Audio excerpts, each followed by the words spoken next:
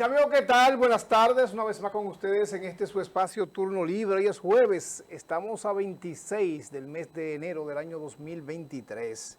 Muchas cosas interesantes compartiremos con todos ustedes en este día, que es el día del natalicio, el 210 aniversario del natalicio del padre de la patria, del padre de la libertad, del Estado nuestro, pues Juan Pablo Duarte Idiez, el ideólogo, ¿verdad? El ideólogo, pero además del ideólogo pues el que lo llevó a la práctica con todas sus posiciones, sus visiones, y además de eso con todo el talento que adquirió en el transcurso de viajes que hizo hacia otros países como Francia y España. Era de origen español, Juan Pablo Duarte Idiez, hijo de españoles, ¿verdad? Tanto Juan José Duarte, como se llamaba su padre, como doña Manuela Díez, entonces hijo de ellos. Y es importante decir que Duarte es el padre de la patria porque sacrificó todo para convertir a este país en un estado libre, independiente, soberano. Y decía que vivir sin patria es lo mismo que vivir sin honor. Y ya ustedes saben lo que es el honor, ¿verdad?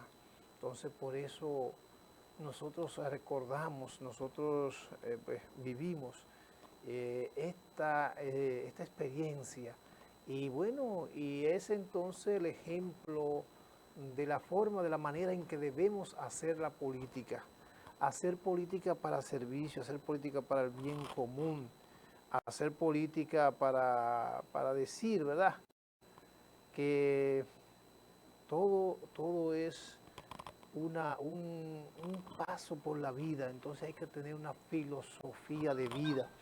Y ya decíamos que la filosofía del pensamiento patriótico estuvo basamentado precisamente en la vocación de servicio, en la vocación de la libertad, en la vocación de la independencia. Dice que más allá de ser una imagen, la de Duarte, sombría del padre de la patria, el militar o el político, Juan Pablo Duarte fue un hombre sencillo,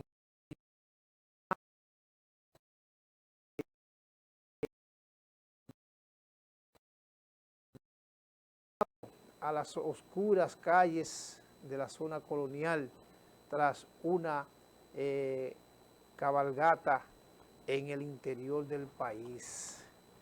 Hay un documental que nos habla del nacimiento del padre de la patria y del pensamiento, de las ideas y de las acciones hechas para hablar, para decir que es este pensamiento de Duarte, es el pensamiento libertario, de las nuevas sobrías de libertades, de la nueva brisa de libertades que existían en el mundo y sobre todo en ese continente español, europeo, que bueno, que nosotros éramos dependencia. Y que bueno, vinieron al país y que descubrieron y que bueno, se estuvieron los que descubrieron, si no se encontraron con estas tierras de América, y entonces aquí estaba este terruño de Santo Domingo. Y esta, bueno, de la española, ¿verdad?, como lo llamaron, muchísimos nombres le han puesto, de Haití. Entonces luego, esa es la historia que nos ha hecho entonces nosotros pensar que ese es el resultado de todas esas castas y clases sociales y también de diferentes partes del mundo que vinieron al país y que entonces nos colonizaron los españoles, y esa colonización, luego entonces esa independencia de Haití que fue primera que era de nosotros, y entonces ese dominio de esa parte francesa e inglesa que entonces se vivía y que fueron aquí destruyendo los aborígenes nuestros, que eran los indígenas.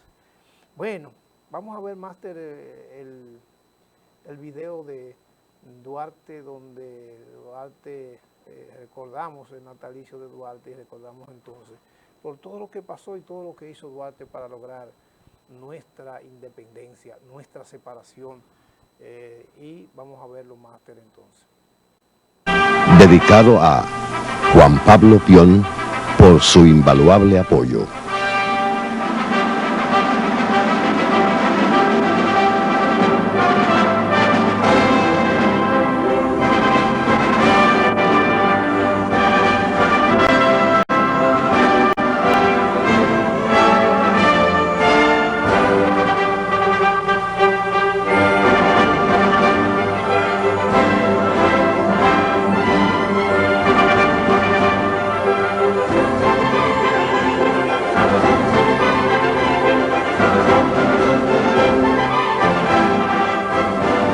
Un joven llamado Juan Pablo Duarte y Diez.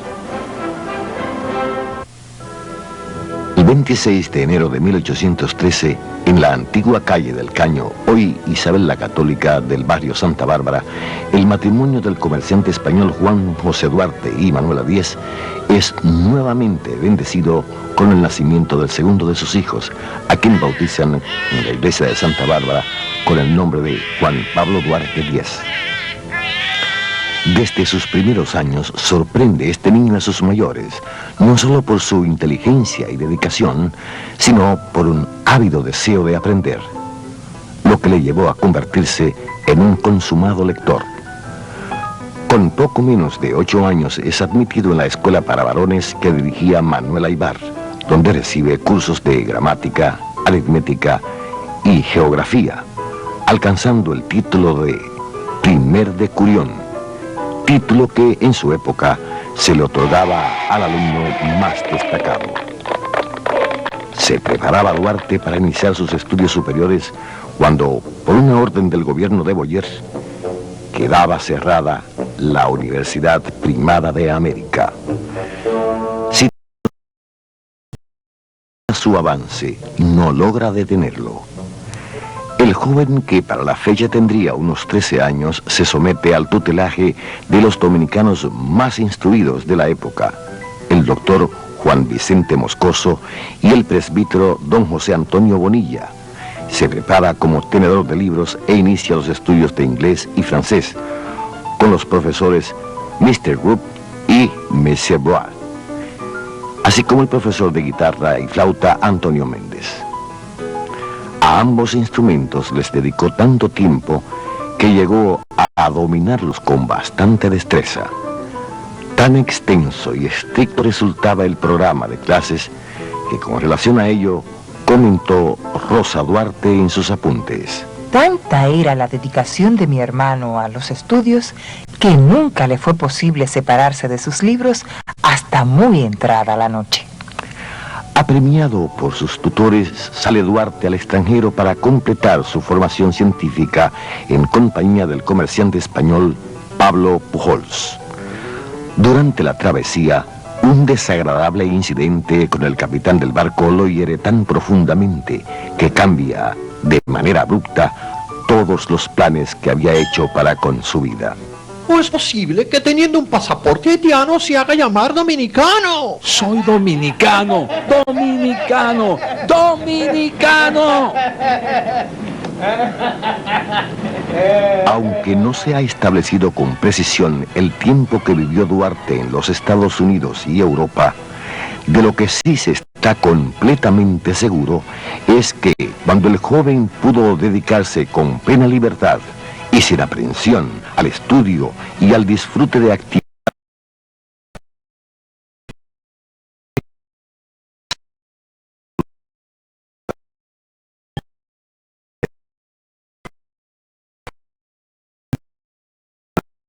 que vinculó Duarte en Europa, le pudo abrir las puertas hacia un porvenir brillante, ya que su dominio de varios idiomas y su formación como tenedor de libros le hacía un candidato idóneo para el manejo de empresas dedicadas a la navegación o a la exportación e importación de mercancías.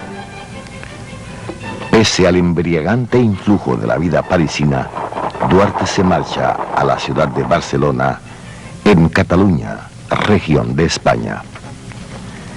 En Cataluña se topa con un proceso de cambios. La región ejerce presión y el rey de España se ve en la necesidad de promulgar leyes a favor de la misma. Duarte se sintió tan identificado con lo que ocurría que se dedicó a estudiar estas reformas de leyes. Esta aptitud del joven hace suponer a los historiadores que ya para esa época el joven había empezado a diseñar su proyecto independentista. Para finales de 1833 arriba al puerto de Santo Domingo de Guzmán el buque español a bordo del cual Duarte realizó su viaje de regreso a casa. De sus familiares y amigos recibe una calurosa bienvenida y en la improvisada velada que se dispensó en el hogar de sus padres, uno de sus antiguos profesores, el doctor Manuel María Valverde, le interrogó sobre lo que más le había impresionado en su estancia en el extranjero, y la inesperada respuesta del muchacho dejó petrificado al auditorio. Dime, Juan Pablo, ¿qué fue lo que más te gustó en tu viaje? Las libertades conquistadas en Cataluña, libertad que espero logremos un día para nuestra patria. Para Duarte estaba claro que solo a través de la educación podría captar personas adecuadas para la causa de la patria. Razón por lo que abre una escuela en la parte atrás del almacén de su padre, ubicado en la Atarazaná. En su programa de clases se cuida de insertar, a más de las materias convencionales, el estudio de las corrientes de pensamiento que propugnaban por la justicia y la libertad de todos los pueblos. Y es así como la escuela de la Atarazaná, abierta a todos los estratos sociales de la población y sin costo alguno, se convirtió en el instrumento de que se sirvió Duarte para reconocer entre sus alumnos a los que, por sus condiciones morales y coraje, habrían de acompañarlo en su proyecto independentista. Al regresar Duarte, después de su primer viaje al extranjero, decidió fundar una escuela que le permitiera agrupar en ella a sus conocidos, especialmente a los jóvenes de su barrio y de los demás lugares cercanos al mismo, con el propósito de no solamente enseñarles las materias que debían conocer en la enseñanza secundaria, que en esa época no existía como cosa pública, sino como una actividad privada de cada familia que podía pagársela a sus hijos, para no solamente enseñarles esas materias, sino aprovechar la oportunidad para adoctrinarlos en lo que se refiere al patriotismo, a los derechos humanos, la democracia, etcétera, de manera pues que su escuela sirviera para dos cosas: para adoctrinar a los que serían sus futuros colaboradores y para aumentar su nivel cultural. En medio de toda la presión que causaba su gestión como forjador, Duarte hizo un espacio para formalizar su compromiso con la señorita Antonia Bobadilla. El tiempo que duró este compromiso y las razones por las que se deshizo se desconocen, aunque todo parece señalar que la causa del rompimiento fueron motivados por el temor que sintieron los padres de la novia al enterarse de las actividades en que se hallaba involucrado el prometido de su hija. A los 21 años, Duarte ingresa a la Guardia Nacional Haitiana con el rango de Fourrier, que era el equivalente a cabo en nuestro ejército, para hacer el servicio militar obligatorio. Esta situación, lejos de suponerle una molestia, Duarte la concibe como una oportunidad para adquirir experiencia militar y relaciones en los cuerpos castrenses. Durante los 9 años que permaneció Duarte en esta institución, sus habilidades militares le merecieron varios ascensos, alcanzando el rango de coronel. No todos los que llegaron a esta escuela lo hicieron de modo espontáneo. Algunos fueron deliberadamente escogidos, como es el caso de los hombres con experiencia en oficios de mar. Para él, La participación de estos hombres resultaba indispensable, ya que, a su entender, cuando se concretizara la separación, el equipamiento de una marina de guerra garantizaría la soberanía nacional. Durante los 5 años que funcionó la escuela de la Atarazaná, la lectura de obras que trataban temas de democracia, derechos humanos, patriotismo, civismo, compitieron en entusiasmo con los análisis y debates que generaban los manuales y libros de tácticas militares que Duarte tradujo al español para sus discípulos. Para el año de 1838, Duarte intuye que su labor como educador estaba concluida. La semilla de la necesidad de la separación había germinado. Tan solo restaba llevar el fruto de la insurrección a todas las provincias. El 16 de julio de ese año, aprovechando el bullicio de la festividad del Día de Nuestra Señora del Carmen, en la casa de doña Josefa Antonia Pérez de la Paz, Chepita, Duarte dejó formalmente constituida la sociedad secreta La Trinitaria, de naturaleza patriótica, política y militar, con el juramento de los fundadores.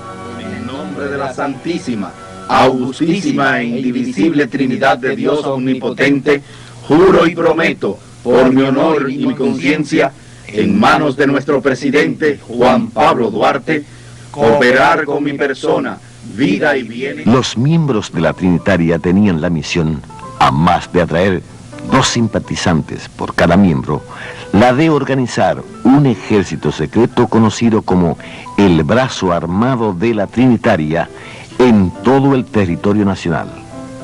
De este modo, se garantizaba que cuando llegara el momento señalado, en todo el país estallaría la rebelión. Para conformar las células políticas de la Trinitaria en el interior del país y designar sus encargados, Duarte atendió al tipo de contacto que cada uno de los trinitarios poseía en las diferentes provincias. Sánchez y Vicente Celestino en San José de los Llanos, El Ceibo, Vallaguana y Monte Plata. Ramón Mella en El Cibao. Pedro Alejandrino Pina y Benito González en San Carlos, San Cristóbal y Baní. José María Serra en Baní. Félix María Ruiz en Azua. Juan Isidro Pérez, Jacinto de la Concha, Juan Nepomuceno Ravelo y Felipe Alfau en Santo Domingo y donde fuera necesario. Juan Pablo Duarte, todo el sur, desde San Cristóbal hasta Haití. Para sí mismo se impuso, además, la obligación de velar por el crecimiento y la efectividad de cada una de dichas células. Para cumplir con este cometido, se vio Juan Pablo Duarte precisado a recorrer largas jornadas a caballo junto con los encargados de zona. Frecuentemente, estos recorridos resultaban agotadores, no solo por la distancia o los accidentes geográficos, sino por las condiciones del tiempo. Cuando llovía, por ejemplo, la marcha se hacía lenta, viéndose precisados a acampar donde pudieran guarecerse o en posadas con un mínimo de condiciones.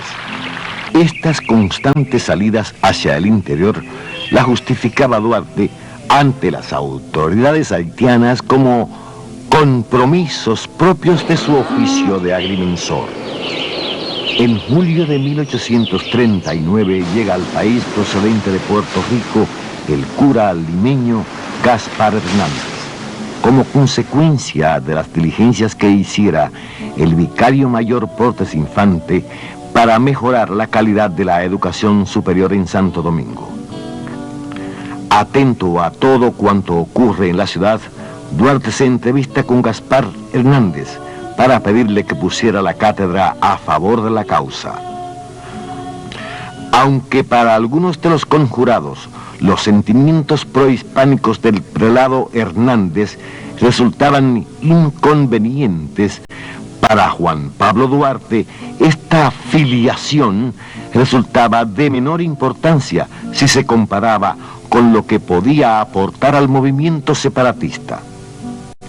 La visión del joven político resultó acertada, ya que el cura, al entregarse de modo tan apasionado a la tarea de educador, logró en un tiempo relativamente corto ganar nuevos adeptos a la causa separatista.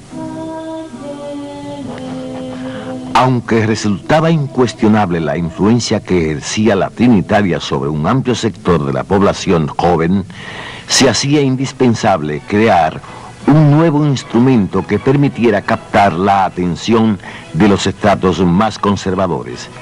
De aquí que la creatividad de Duarte se hace nueva vez evidente al organizar casi de manera simultánea dos nuevas sociedades, la filantrópica y la dramática. La primera, de carácter público, se ocupaba de organizar veladas, tertulias y encuentros donde se leían poemas, ensayos o sencillamente pareceres. La segunda, la dramática, concebida esencialmente como una compañía de teatro, montaba obras intencionalmente escogidas, donde los mensajes de rebelión, libertad y derecho se vertían sobre un público que, cansado del ostracismo en el que se le obligaba a vivir, acudía masivamente a cada presentación. La interpretación del trinitario Juan Isidro Pérez y de la comunicada Cecilia Baranís de algunos de los personajes de las obras de Eugenio de Ochoa o de Victorio Alfieri resultaron tan convincentes e intensas que a cada inflexión de sus voces parecían desmoronarse los cimientos de las fuerzas interventoras. El papel de la mujer dominicana a favor de la independencia fue de incuestionable valor. Aunque propiamente no se les tenía por trinitarias, por ser esta una sociedad integrada solo por hombres, se les mantuvo cerca de la causa como comunicadas, es decir, al tanto y a favor de lo que estaba ocurriendo. Debido a que resultaban menos sospechosas por su condición de mujer, con frecuencia se ofrecían como correo, llevando entre sus intimidades comprometedores mensajes o acarreando bajo sus ropas pólvora, balas u otros pertrechos necesarios, pero también desafiando públicamente a las autoridades haitianas o a las advertencias de sus familiares cuando junto a los trinitarios subían al escenario para interpretar papeles que arrancaban gritos de júbilo o consternación del auditorio. Muchas de las identidades de estas heroínas fueron sepultadas en el anonimato al ser incinerados los documentos de los trinitarios y el diario del general Juan Pablo Duarte Díez, llegando hasta nosotros tan solo algunos nombres salvados por las notas dispersas de determinados autores de la época. Josefa Antonia Pérez de la Paz, Chepita, madre del trinitario Juan Isidro Pérez, puso su casa a disposición para que en ella se llevara a cabo la primera reunión de la Trinitaria. Durante todo el tiempo que duró el histórico acontecimiento, se mantuvo en la calle como vigía, cabiéndole la gloria de ser la primera comunicada. María Baltasara de los Reyes, amiga de los Duarte Díez, residía frente al hogar de la ilustre familia. Identificada con el pensamiento de su joven vecino, no vaciló en confiarle la educación de su hijo Juan Alejandro Acosta. Trabajó a favor de la independencia, participando en actividades de la filantrópica. En 1843, cuando el ejército haitiano perseguía a Duarte, María Baltasara lo escondió en su casa, porque entendía que las tropas no lo buscarían tan cerca de su hogar. La noche del 27 de febrero, esta valiente mujer acudió armada con un fusil al baluarte del conde y la madrugada del 28 estuvo de guardia en el fuerte de Angulo. María Trinidad Sánchez. Participante activa de todo el proceso independentista. Fue una fiel defensora del pensamiento duartiano, por lo que se integró a los movimientos conspiradores para derrocar a Santana, intentando por todos los medios que los trinitarios pudieran regresar al país.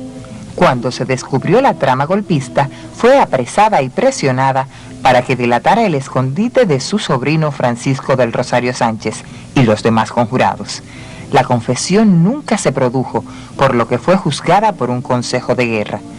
El 27 de febrero de 1845, en el primer año de la fundación de nuestra República, María Trinidad Sánchez caía abatida ante un pelotón de fusilamiento. Concepción Bona. Confesionó la primera bandera dominicana junto con su prima María de Jesús Pina, siguiendo el diseño elaborado por Duarte. La noche del 27 de febrero acompañó a los trinitarios hasta el baluarte para ver ondear por primera vez nuestra bandera. Manuela Díez. Madre de Juan Pablo Duarte y su más grande apoyo moral, no titubeó en disponer de todos los bienes heredados en su viudez para consolidar el nacimiento de nuestra nacionalidad. Su grandeza moral fue tanta que cuando, estando en el exilio, Duarte la abrazó y le pidió perdón por ser el responsable de la desgracia de su familia, doña Manuela lo miró a los ojos y le dijo: «Mis penas no vienen de ti, sino de quienes te han traicionado». Rosa Duarte Díez. Devota hermana del padre de la patria, apoyó en todo momento la causa liberadora, trabajando en la filantrópica y apoyando a los trinitarios en lo que fuese necesario. Estuvo comprometida con el trinitario Tomás de la Concha, el cual fue fusilado estando ella en el exilio. Durante su exilio, escribió apuntes para la historia del general Juan Pablo Duarte, documento gracias al cual conocemos importantísimos detalles ocurridos durante todo el proceso independentista. Prudencia Lluveres. Comprometida con Duarte durante los efervescentes años de la Trinitaria, le proporcionó esta joven mujer a Juan Pablo Duarte los más agradables momentos de su incidentada vida. De temperamento vivaz y de decisiones firmes, mantuvo su relación pese a todos los inconvenientes que ésta le ocasionaba. Acostumbrado Juan Pablo al beneplácito que le proporcionaba esta relación, la tributó con apasionados poemas. Cuando en 1844 fue condenado al exilio, la liberó del compromiso para no arrastrarla junto con su desgracia. Pero Prudencia nunca dio por terminado su noviazgo, razón por la cual no quiso relacionarse con ningún otro hombre. Vivió por el resto de su vida al amparo de una de sus hermanas y rodeada del afecto de la descendencia de ésta. Pasado el tiempo, se le oyó con frecuencia confesar a sus parientes: «Nunca más me uní a otro hombre porque a mí me bastó el recuerdo del tiempo que pudimos compartir. El nuestro fue un amor intenso, verdadero, de esos que solo terminan cuando acaba la vida. Y sé que cuando finalice mi existencia, Él vendrá por mí y ya nadie, ni siquiera los traidores, habrán de separarnos nuevamente». En su empeño de concertar con los sectores que podrían beneficiar la separación, Duarte contactó a los hermanos ceibanos Pedro y Ramón Santana. A la reunión solo asistió Ramón Santana, quien se despidió con la promesa de que hablaría con su hermano Pedro para cooperar con su vida y bienes en la consecución de la separación definitiva. Lejos estaba Duarte de suponer que en un tiempo relativamente breve, Pedro Santana perpetraría en contra de los trinitarios, su persona y su familia toda, la más grande traición política de nuestra historia republicana. Estando Duarte consciente de que numéricamente y en pertrechos militares nuestro ejército estaba en desventaja con relación al haitiano, decidió aprovecharse de un hecho que a todas luces resultaba beneficioso para la causa: la impopularidad del gobierno de Boyer.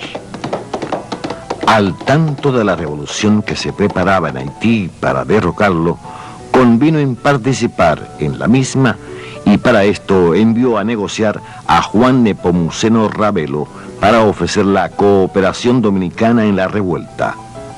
La gestión de Ravelo no prosperó, por lo que envió a Ramón Mella, quien pudo entrevistarse con los conjurados haitianos y trajo instrucciones precisas de cómo debían participar los dominicanos en esta parte de la isla.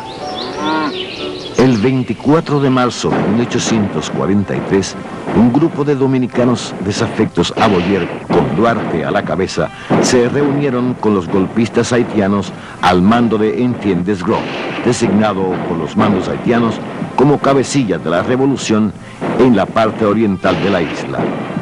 Ambos grupos se dirigieron a la casa del general Carrier, gobernador de Santo Domingo, pero al llegar a la plaza de armas, hoy Parque Colón, se encontraron con el regimiento 32 al mando del general Charles Cousin, trabándose un combate donde Duarte y los haitianos opuestos a Boyer salieron derrotados.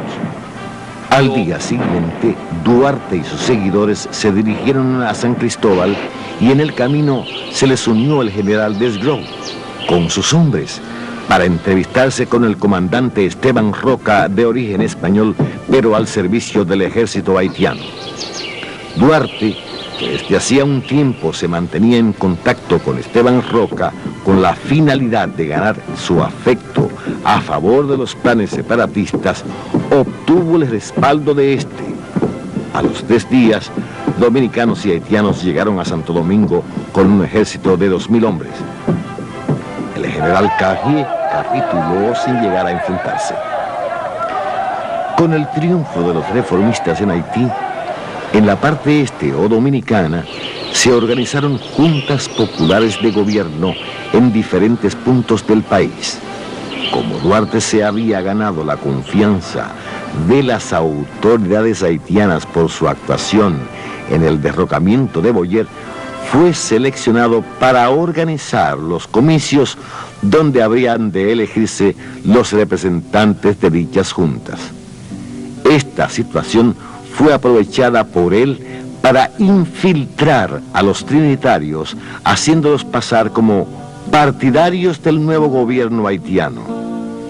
El triunfo de Duarte y los trinitarios fue tan contundente y las demostraciones del júbilo tan espontáneas que las autoridades haitianas no tardaron en reconocer que Duarte los había utilizado para consumar la separación. Con relación al clímax que reinaba en la isla en junio de 1843, Rosa Duarte describe en sus apuntes: la parte española, hoy República Dominicana, era un volcán. Solo esperaban una ocasión propicia para proclamar la libertad.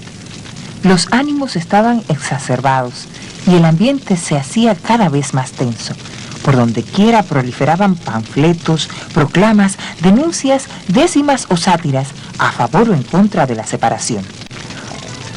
Augusto Bruard, delegado del gobierno haitiano, y el general Desgros enviaron un mensaje a Haití donde detallaban la situación reinante en el Haití español y pedían un rápido envío de un contingente militar.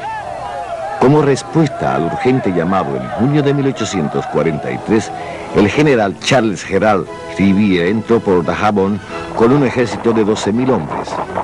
Para su sorpresa, como él mismo comentara, encontró una población de idioma y costumbres diferentes, por lo que se hizo necesario utilizar un intérprete.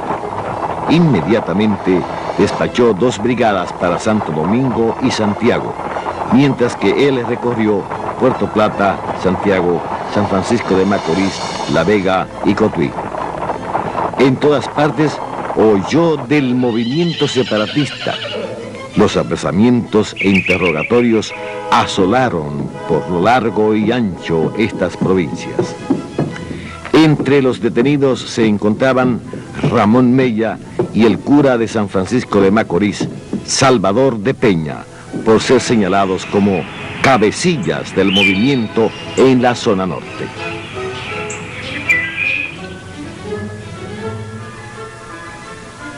Cuando el general Charles Gerard Rivier llegó a Santo Domingo el 12 de junio de 1843, poseía un listado suministrado por los pro-haitianos donde denunciaban los nombres de los conjurados y en el que señalaban al coronel Juan Pablo Duarte Díez como líder e ideólogo del movimiento separatista. Para precipitar su captura, Charles Gerard ofreció al militar que lo capturara como recompensa el ascenso al rango de coronel y 3,000 pesos oro, hoy equivalentes a una suma millonaria. La ciudad de Santo Domingo estaba en estado de sitio. Sus calles fuertemente patrulladas, la casa de los Duarte Díez y la de los demás conjurados acordonadas y constantemente allanadas. El número de presos era cada vez mayor y la ciudadanía era sometida a largos interrogatorios. Durante casi 2 meses, Duarte y los trinitarios que le acompañaban se vieron precisados a cambiar constantemente de escondite para evadir a sus persecutores. Pero a medida que el cerco se cerraba y se recrudecían las hostilidades contra la ciudadanía, las posibilidades de permanecer ocultos eran cada vez más exiguas.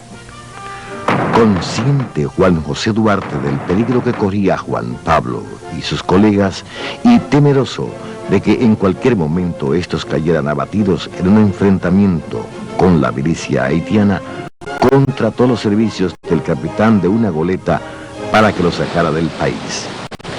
Informado del lugar en el que se encontraban y ayudado por personas amigas, Juan José Duarte pudo reunirse con su hijo la madrugada del 24 de julio de 1843. Juan Pablo, hijo, tú y tus amigos deberán abandonar inmediatamente el país en una goleta que he logrado alquilar. Padre, ¿cómo es posible que me pidas que me marche ahora que estamos tan cerca de alcanzar la independencia total y definitiva? ¿Acaso no te das cuenta de la magnitud del peligro en que se encuentran todos ustedes? Nuestros amigos están tan asustados que muy pocos se atreverán a refugiarlos en lo delante. Lo sé, padre, lo sé y los comprendo. Pero desde que nuestra lucha se inició, nos hemos preparado para la victoria o para la muerte.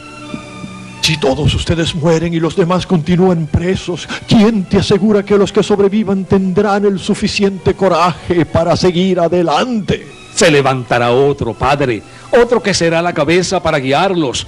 11 años de educación y de lucha no se habrán de olvidar por la muerte o la captura de algunos de nosotros. ¿Y tu familia, Juan Pablo? ¿No has pensado en ella? ¿Cuánta desgracia más habrá de caer sobre nuestra casa? ¿Cuánto más habrán de sufrir tus hermanas y tu madre?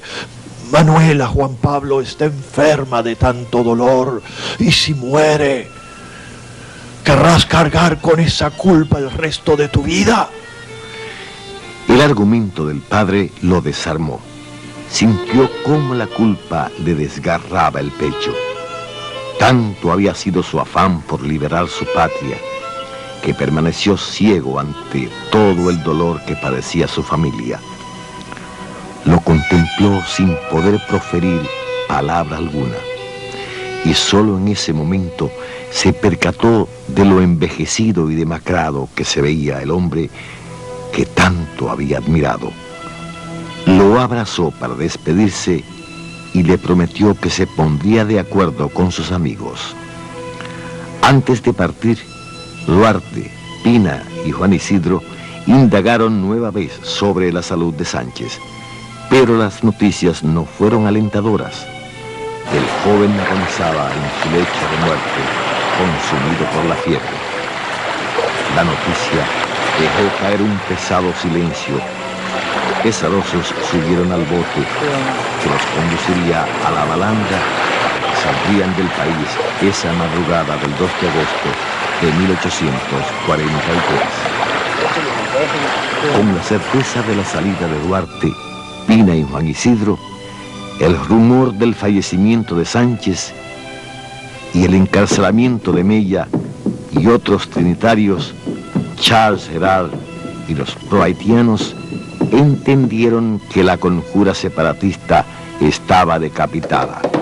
Por consecuencia, disminuyó la presión y a los pocos días a la ciudad de Santo Domingo retornó la calma.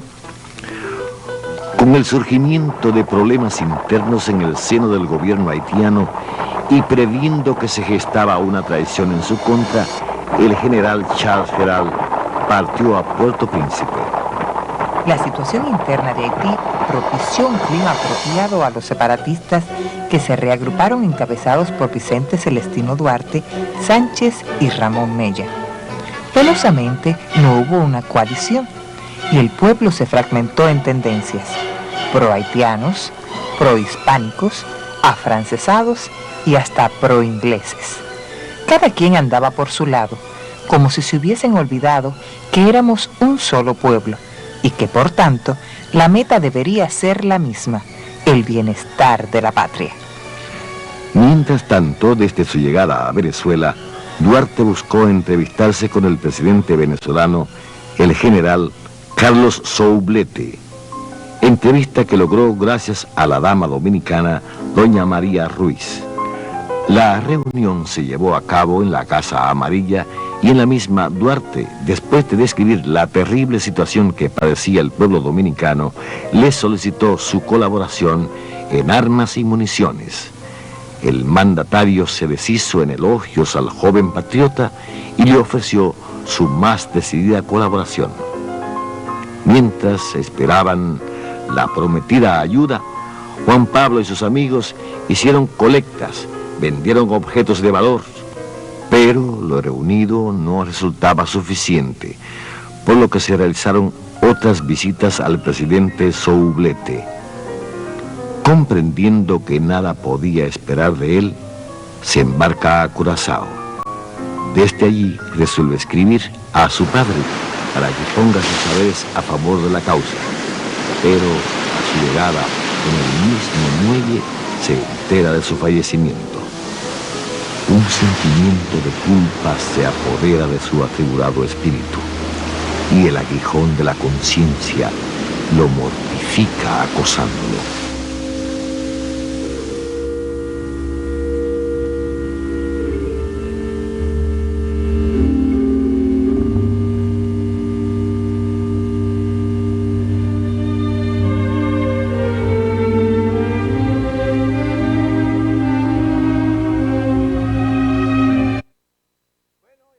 Están viendo esta interesante historia. Este documental narra todo lo que fue la vida de Juan Pablo Duarte, pero también la obra conquistada para lograr esa independencia, que todo el mundo cree que fue lanzar un trabucazo el 27 de febrero, pero no, fue más que eso, fue toda una preparación, fue toda una formación, fue toda una crear la conciencia necesaria, y por eso entonces les invito a que sigan viendo este documental, y sigan analizando para que vean la profundidad del ideario del padre de la patria, del ideólogo de la patria, de aquel amante al desarrollo, amante a la sociedad, amante a la libertad, que fue nuestro padre de la patria, Juan Pablo Duarte, que hoy cumple 210 años de su natalicio, de su nacimiento. Esa vida todavía no ha dejado. Todavía hay mucha gente que seguimos y que estamos aquí ahora precisamente en estos momentos diciendo que amamos la patria libre, la patria independiente, la patria soberana, la patria también que se puso en manos también de muchos que han traicionado, y eso también ha seguido en estos momentos actuales. Y hay muchas traiciones a los ideales de la patria, al patriotismo, hay mucha entrega, hay muchos lacayos en este país que entregan todo lo de la patria al capital foráneo, extranjero, a los opresores, aquellos que han desarrollado y que usan todavía los conocimientos para saquear, oigan las palabras, saquear estos países que tienen su desarrollo, estos países que se convierten en esclavos del consumo y esclavos también entonces de la explotación del hombre por el hombre que ha dado durante toda la historia. Nunca me fue tan necesario como hoy el tener el corazón y juicio para defender la patria que amamos, odio, traición, traidores de la patria, hay mucho en este país. Vamos a hacer una pausa, vamos a recordarles que llegamos a la alcaldía municipio de Licey al Medio, trabaja por el desarrollo integral de todos los municipios de este pujante municipio de Licey. Gracias también a Bretón Comercial, que usted necesita para descansar, usted lo encuentra ahí en Bretón Comercial. Vamos a la pausa y continuamos con más en este su espacio Turno Libre.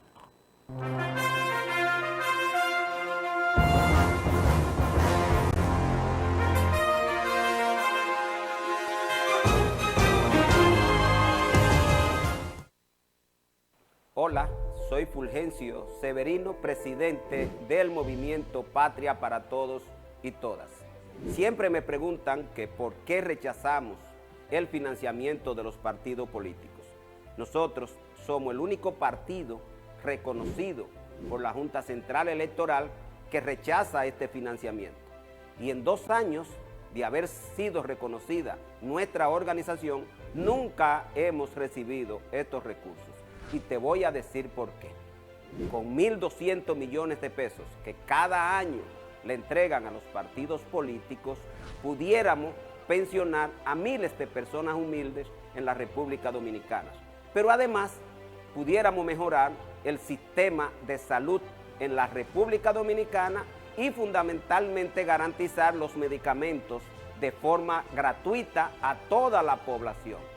Es por eso que nosotros rechazamos estos recursos, pero hay otras razones. Una de ellas es que los dirigentes de los partidos que reciben este financiamiento controlan el partido, ponen a los dirigentes, porque ellos financian la actividad al interno del partido y por lo tanto influyen en la militancia al disponer de recursos económicos y pueden hasta comprarlo. En esa dirección, este financiamiento sirve para secuestrar la democracia interna dentro de los propios partidos. Es por eso que nosotros rechazamos y demandamos en la nueva reforma a la ley electoral y a la ley de partidos políticos que se elimine el financiamiento a estas organizaciones.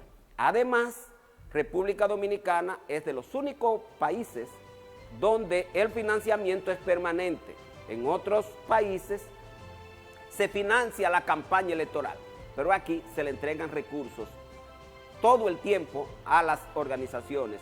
Y es en esa dirección que este financiamiento, más que servir a la democracia, más que servir al fortalecimiento de los partidos políticos, sirve a la corrupción política y sirve al secuestro de estas organizaciones.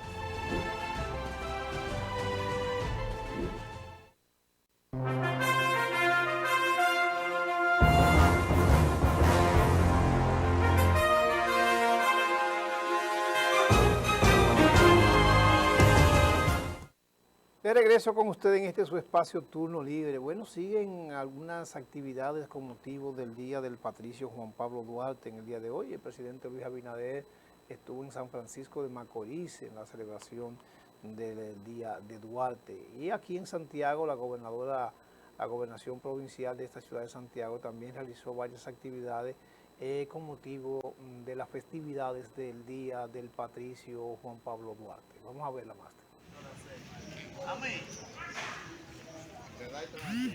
Comerciante catalán que haya sido juez del Tribunal de Comercio y muy amigo. ¡Presente! ¡Vamos!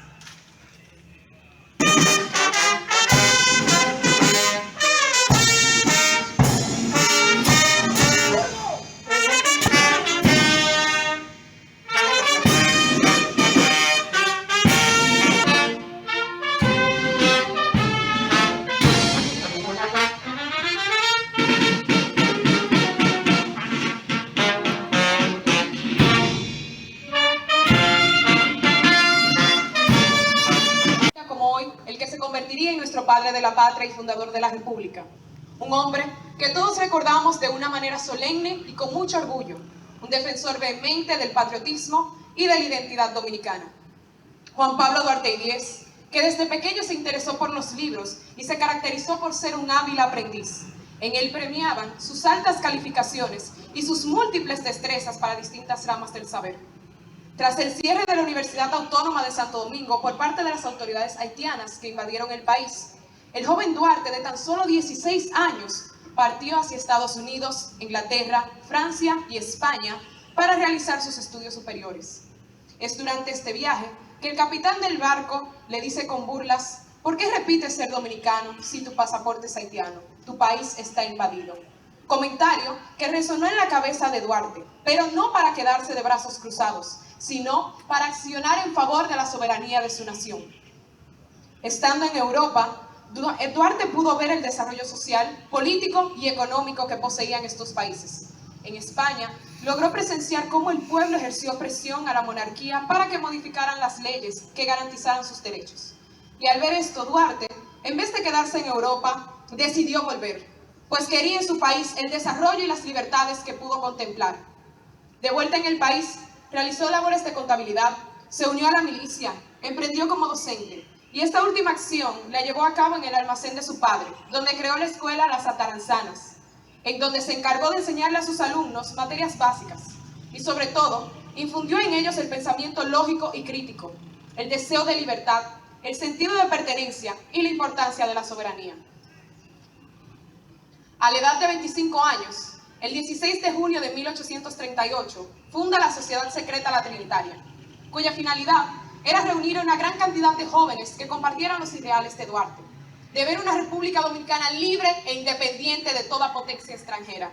A raíz de esta, funda otras dos, la filantrópica y la dramática, para atraer a jóvenes a través del arte y de las tertulias sociales.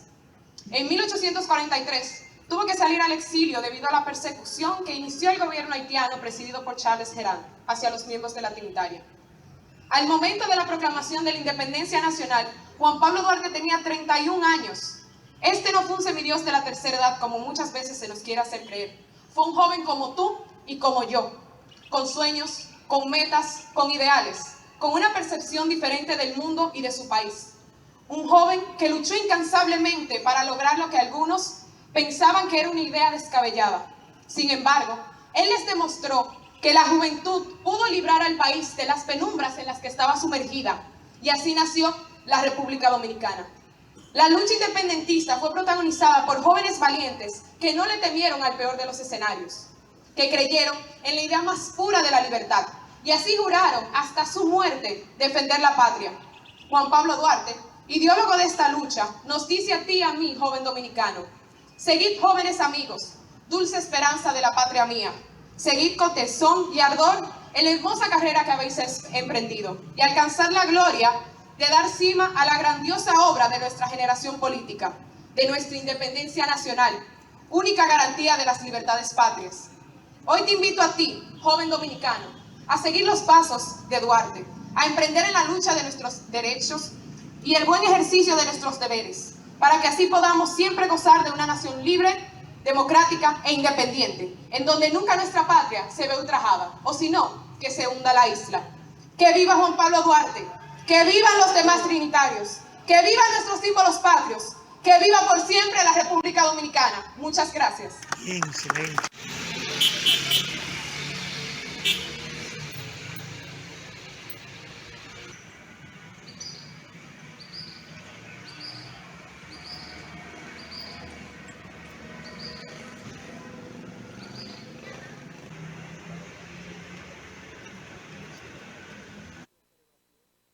Motivo del día del natalicio del patricio Juan Pablo Duarte. Aquí vemos en las entradas, aquí vimos la entrada de la universidad, recinto de esta ciudad de Santiago, que estuvo aquí en la celebración del día del patricio Juan Pablo Duarte y Díez.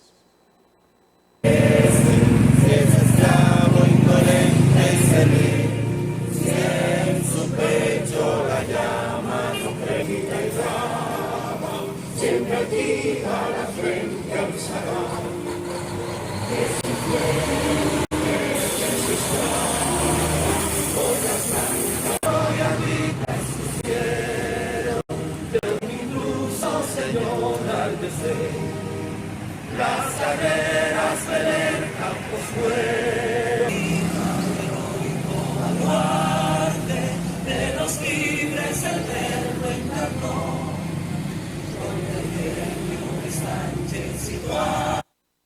Bueno, ahí estuvo la UAS, recinto Santiago, celebrando también, conmemorando el Día del Patricio Juan Pablo Duarte. Nosotros también, desde aquí, pues, también festejamos ese día y decimos que el más grande hombre de la historia nuestra merece el honor de que cada uno de los dominicanos hagamos y honremos su nombre y su honor y su ideal sea el ejemplo a continuar. No hay tiempo para más. Ya ustedes saben que mañana a partir de las 12 del mediodía estaremos de nuevo con ustedes en otro turno libre más. Pasen feliz resto de la tarde. Nos vemos mañana. Bye. Galaxia TV. La imagen que se proyecta. Mi cajita, mi cajita.